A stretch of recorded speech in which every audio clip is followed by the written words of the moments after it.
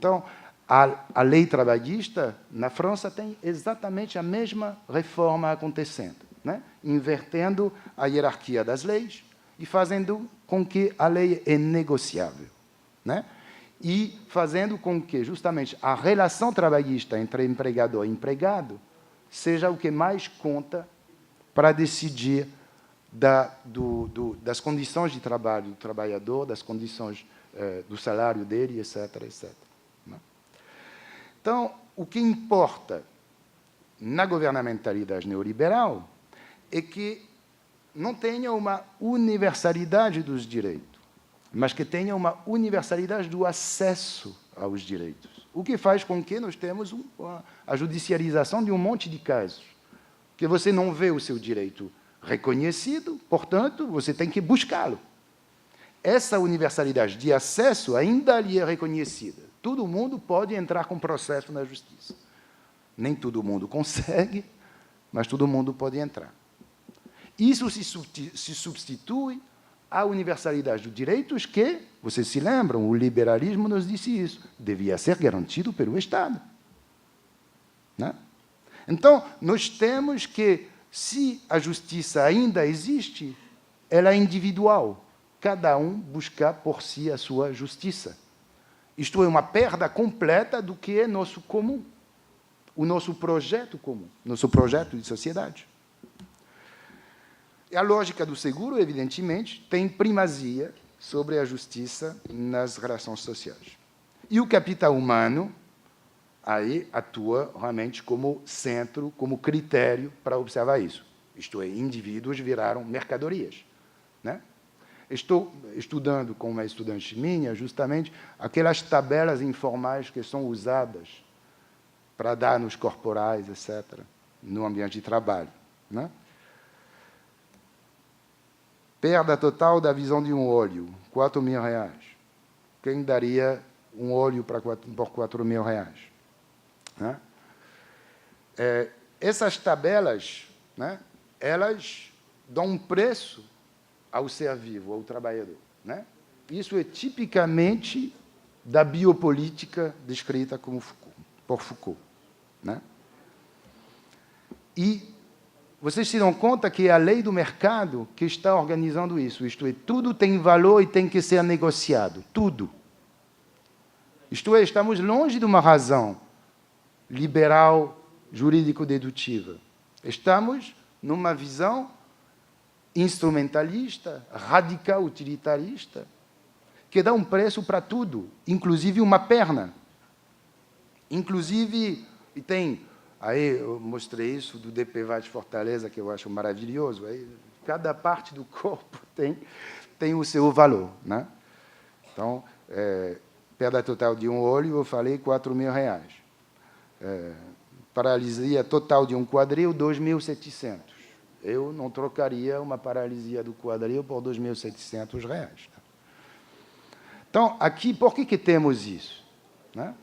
E eu acho que isso pode fazer debate também na sua área, porque alguns advogados trabalhistas progressistas me falam, mas se a gente não tivesse isso, a gente não teria nem base para pedir. Eu entendo esse argumento. Nós temos que entender também o argumento de que tudo agora é negociável. E tudo é negociável a partir de um exame dos fatos, de uma manipulação de interesses que tem como primeiro beneficiário o mercado, isto é, os global players.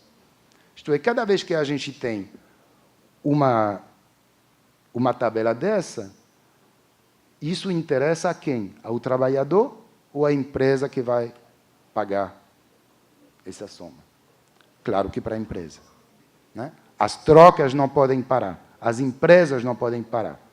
Já que estamos num capitalismo financeiro que não precisa tanto de trabalhadores, descarta trabalhadores, o capitalismo vai continuar trabalhando, porque não estamos, né, no capitalismo industrial dos anos 60, 70, que o Dr. Márcio Postman conhece muito melhor do que eu. Né? Então, o argumento desta lei trabalhista e de todas as leis trabalhistas, e vou acabar com isso, eles dizem assim, os direitos trabalhistas não cabem no orçamento, é a crise o tempo todo. né? É o argumento da crise, não tem mais dinheiro, né? E porque o Estado está procurando a sua verdade no mercado, e que o mercado diz não há mais dinheiro, o Estado acha que não tem mais dinheiro, e vende para seus cidadãos, não tem mais dinheiro. É sempre o argumento da crise, né? Eu quero mostrar só alguns gráficos para mostrar o que é essa crise. Primeiro, ver o orçamento federal. Quando eu pergunto para meus estudantes, vocês lembram do último debate, dos últimos debates da eleição presidencial? Quais eram os temas? Ah, professor, saúde, segurança, habitação, educação. Tá. Já ouviram falar de um debate sobre pagamento de dívida, serviço da dívida brasileira? Não.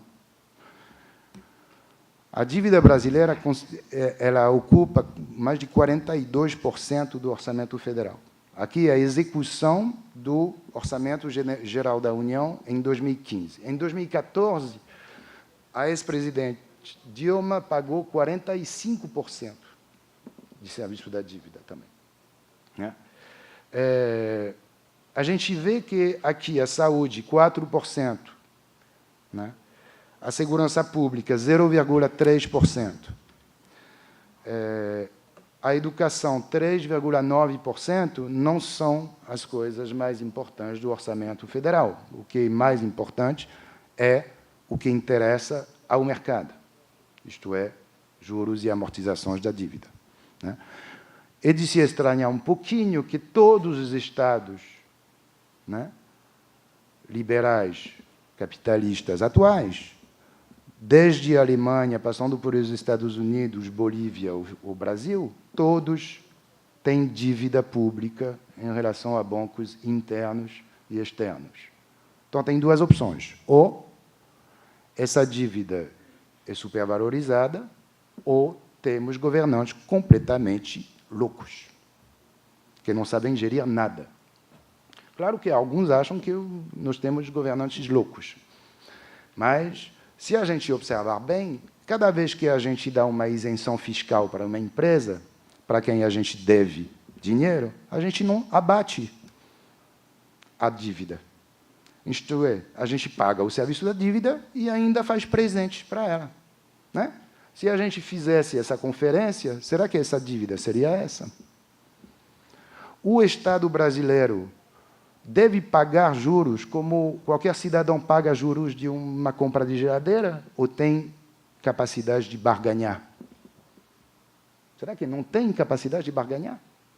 Então, o que interessa? Na realidade, por que não barganha? Nem a Dilma, nem o Lula, nem o Temer. Por que ninguém barganha? Porque o mercado é o regime de verdade do Estado, né? Evidentemente, não vou dizer que não tem diferença entre Lula e Temer, longe disso, né? Mas essa governamentalidade neoliberal é necessária.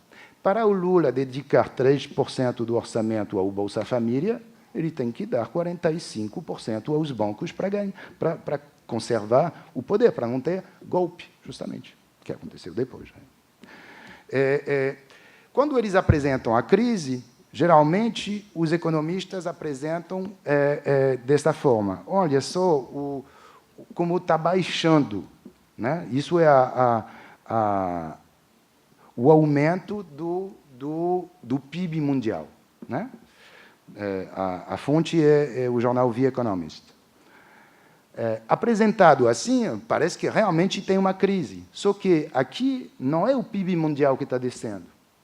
É o aumento do PIB mundial que está um pouco descendo. Então, o PIB mundial está crescendo, né?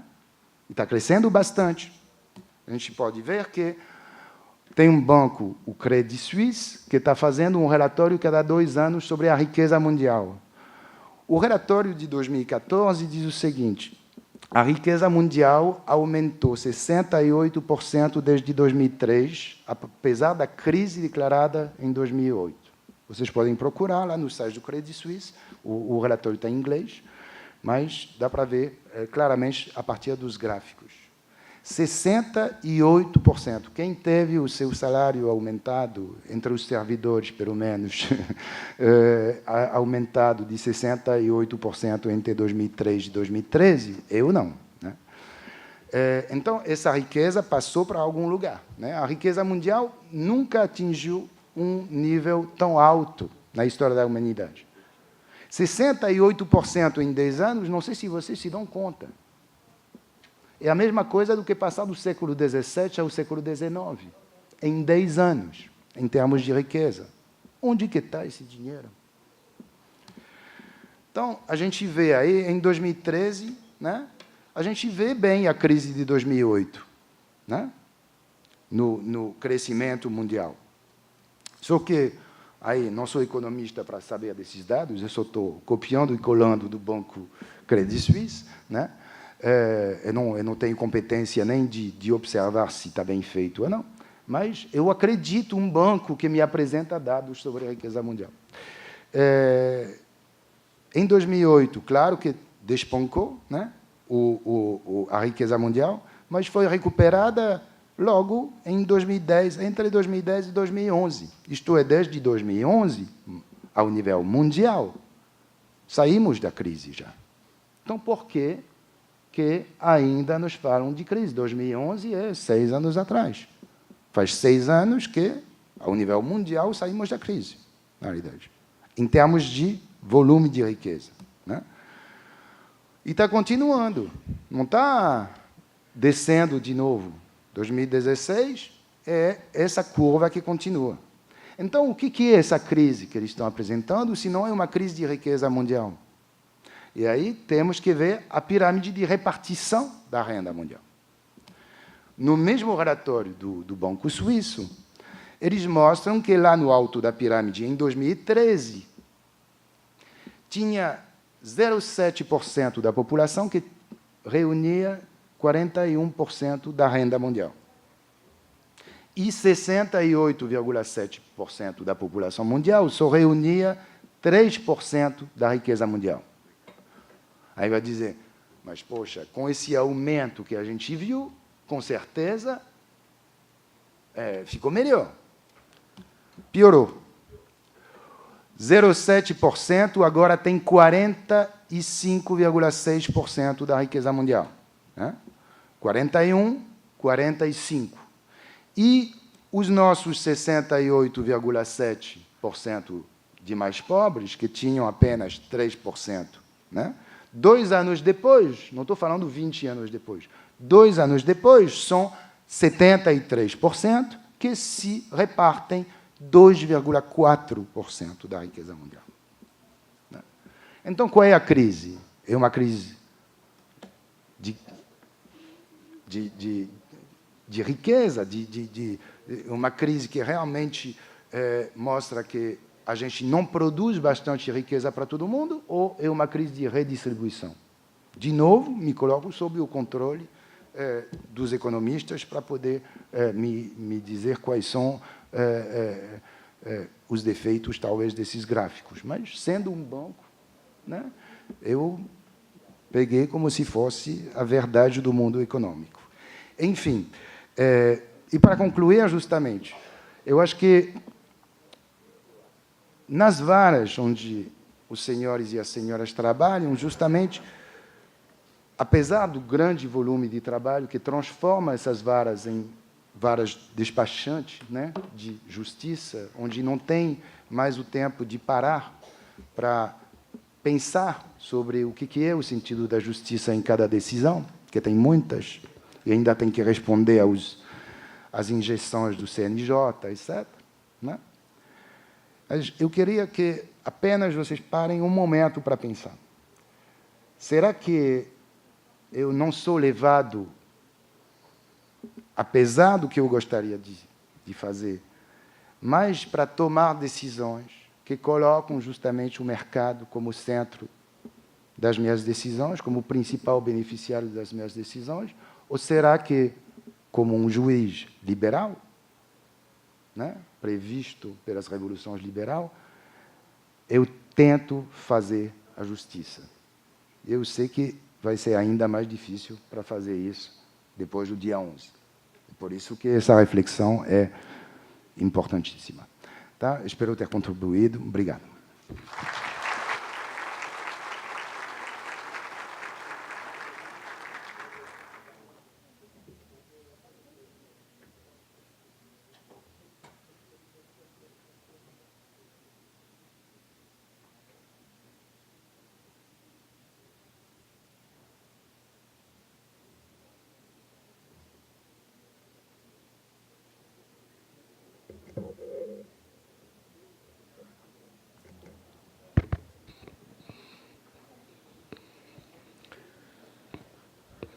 Olá a todas e todos, nossa saudação fraterna,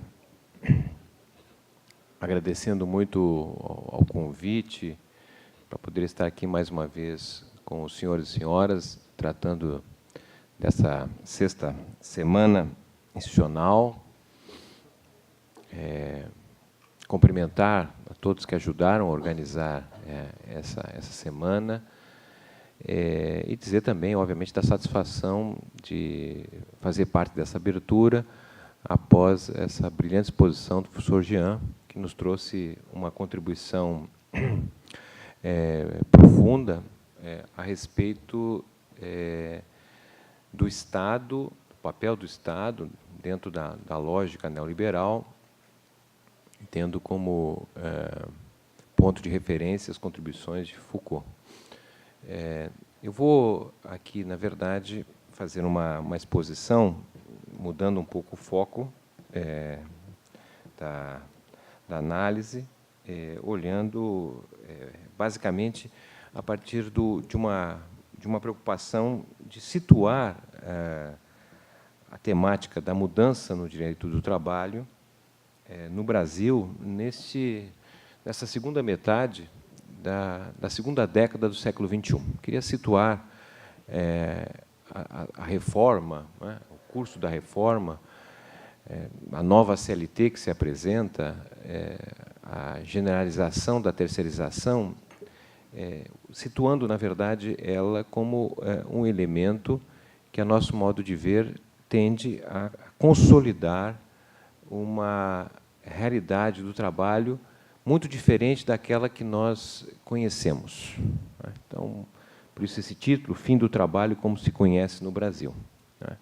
Ela, não quero, com isso, dar a total responsabilidade pela desconstituição da trajetória do trabalho que nós conhecemos, que nós fazemos parte, mas, certamente, a reforma faz parte de um ambiente mais amplo que implica olhar o futuro do trabalho a partir de um outro prisma diferente daquele que nós vínhamos até então trabalhando. E a base metodológica para pensar o fim do trabalho como se conhece no Brasil está assentado na perspectiva que nós vivemos uma profunda mudança na infraestrutura do sistema produtivo.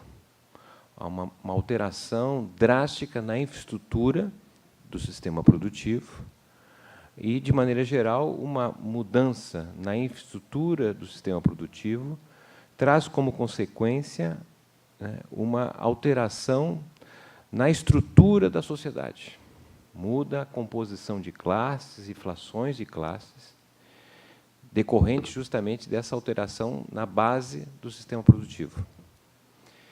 E o reflexo dessas duas mudanças, uma na infraestrutura do sistema produtivo e, por consequência, na estrutura da sociedade, ela leva a uma alteração na superestrutura, isto é, nas instituições, nas regras, na política. Então, a mudança no sistema de relações de trabalho, diria assim, faz parte da superestrutura da sociedade, e ela essa mudança sofre impacto de alterações que ocorrem tanto na estrutura da sociedade, né, que repercutem mudanças mais profundas na infraestrutura do sistema produtivo. Então, a CLT ela diz respeito a uma fase da nossa sociedade cujo sistema produtivo era muito diferente do que nós temos hoje.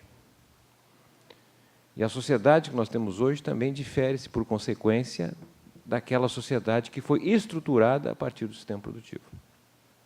Essa é basicamente a nossa preocupação para poder dizer, então, que as transformações no direito do trabalho terminam contribuindo, né, nesta mudança maior que está em curso do sistema produtivo, da estrutura da sociedade e da sua superestrutura. Ela não é uma mudança desconexa, portanto, do que está ocorrendo em outras dimensões do nosso país.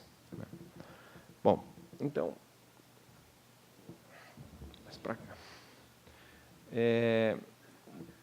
Essa é um pouco a ideia de tratar da nova divisão internacional do trabalho, a partir de uma segunda onda de globalização capitalista e o poder da grande corporação transnacional. Depois, olhar um pouco a regulação do mercado de trabalho na sociedade urbana e industrial e um pouco da macroeconomia que nós estamos vivendo hoje. Bom, em relação à questão da divisão internacional do trabalho, o Brasil não é uma ilha, o Brasil faz parte, né, de um movimento mais amplo, inserido num sistema cujo modo de produção é o capitalismo, né? O capitalismo é um modo de produção que tem pretensões, tem dimensões globais, né? O capitalismo não nasceu e se configurou apenas, não somente, em um determinado espaço territorial. É justamente a partir da primeira revolução industrial e tecnológica, a partir de 1750, com a mecanização, né? Quando o homem, na verdade, vai se transformar numa espécie de um apêndice da máquina, porque o ritmo de produção passa a ser dado pela máquina, e a máquina que estamos falando, ainda muito rudimentar, se deu em função da introdução do tear mecânico, que substituiu as antigas rocas manuais de tecelagem. Então, com o processo de mecanização e, posteriormente, encadeado com o surgimento do motor a vapor, que vai permitir o deslocamento, a agilidade no transporte, seja pelas ferrovias, mas também por navios, né? Tudo isso vai permitir que um país chamado Inglaterra, com 20 milhões de habitantes, né, se transforme no centro dinâmico do mundo e vai hierarquizar as relações entre os espaços do território mundial, né? Lembrando que até 1800 o mundo não tinha ainda conhecido 1 bilhão de habitantes e cerca de 35% da população residia no que é hoje conhecido como as Índias e a China. Esse conjunto do território global, que compreendia 35% de uma população inferior a 1 bilhão de habitantes, era responsável pela produção de cerca de 55% da produção mundial. Produção, basicamente, produção agrária. Eram sociedades agrárias, portanto, alimentação, de maneira geral, ainda que havia alguma pré-indústria ou indústria muito rudimentar de tecidos, por exemplo, de porcelanato. Mas foi justamente a Revolução Industrial e o modo de produção, agora capitalista, que vai permitir à Inglaterra, um país que tem 20 milhões de habitantes, a se transformar no centro dinâmico do mundo, porque ele passa a produzir em grande escala através da máquina, da mecanização. Mas não basta produzir em grande escala, porque essa produção em grande escala vai superar as necessidades daquele país, do ponto de vista de consumidores. Obviamente, nós sabemos, né, que no capitalismo pessoas não são equivalentes a consumidores, né? Para ser consumidores precisam ter renda, e nem todos na Inglaterra daquela época eram consumidores, pois não tinham renda suficiente, mas, de maneira geral, a ampliação da escala de produção permitiu, portanto, superar a demanda interna e, nesse sentido, colocar essa produção em grande escala, a produção mecanizada, a manufatura, para outros países que não produziam manufatura. Mas não bastaria ter apenas o excedente para exportar se não houvesse dois outros elementos importantes, que seria justamente a presença de uma moeda para poder realizar as trocas, não é? Então, foi fundamental que se combinasse com o progresso técnico da primeira revolução o surgimento de uma moeda de dimensão internacional, que foi o padrão Libra-Ouro. o ouro como unidade de referência e a libra conversível ao ouro. É isso que vai permitir, portanto, a realização de trocas, não é? Não mais o escambo de mercadoria por mercadoria, mas agora a mercadoria por uma moeda, no caso, a libra esterlina, que constitui o sistema monetário internacional de trocas. Mas, o mesmo havendo o progresso técnico, a produção em grande escala, e havendo moeda que permitiria as trocas, isso não se justificou suficiente, na medida em que você tem uma relação de forças entre os espaços nacionais, e, portanto, foi fundamental o surgimento de uma força armada para impor, não é, quando o diálogo, quando a diplomacia assim não permitisse, a imposição desse jogo de trocas. Então, aí nós temos o nascimento do centro desse sistema de pretensões globais, que se surge basicamente com a Revolução Industrial e Tecnológica, combinando o progresso técnico, combinando com a moeda de curso internacional e o poder das armas, o poder da força. Então, nós vamos ter uma mudança importantíssima a partir do século XVIII, quando se funda a nova sociedade urbana e industrial. Essa sociedade que, de certa maneira, coloca por terra 18 séculos ou mais, dependendo da cronologia, de uma sociedade agrária, uma sociedade muito primitiva, sociedade em que as pessoas viviam muito pouco tempo, 35, 40 anos de idade, uma sociedade em que a mulher, basicamente, era uma máquina de reprodução, porque estamos falando de sociedade agrária, dependente de baixa produtividade, sem progresso técnico, e era fundamental a presença de muitos braços na agricultura para a produção. Então, as mulheres tinham entre 10 a 15 filhos, não é? Vivendo 35 anos de idade na antiga sociedade agrária, que era uma sociedade fundamentalmente masculina.